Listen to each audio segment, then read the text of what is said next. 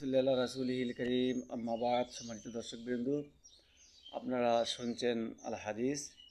One আবি হুরায়রা রাদিয়াল্লাহু আনহু ক্বালা সামি'তু রাসূলুল্লাহ সাল্লাল্লাহু আলাইহি ওয়াসাল্লাম ইয়াকুলু আল্লাহু ইন্নী আস্তাগফিরু লাহ ওয়া আতুবু ইলাইহি ফিল ইয়াওমি আকসারু মিন ৭০ মাররাহ।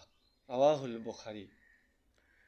আবু হুরায়রা রাদিয়াল্লাহু তাআলা আনহু হতে বর্ণিত, তিনি বলেন, আমি রাসূলুল্লাহ সাল্লাল্লাহু আলাইহি সাল্লামকে বলতে শুনেছি, আল্লাহর শপথ, আমি একদিন ৭০ বারের অধিক তওবা করি এবং আল্লাহর নিকট ক্ষমা প্রার্থনা করি।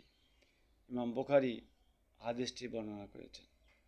তাহলে রাসূল পাক সাল্লাল্লাহু আলাইহি সাল্লাম তিনি নিজেই ৭০ বার, একদিনে ৭০ বার যদি তওবা করে থাকেন আল্লাহর নিকট, তাহলে আমরা সাধারণ মানুষ, আমাদেরকে কতবার তওবা করা উচিত সেটা হাদিস থেকেই তো জানা যাচ্ছে।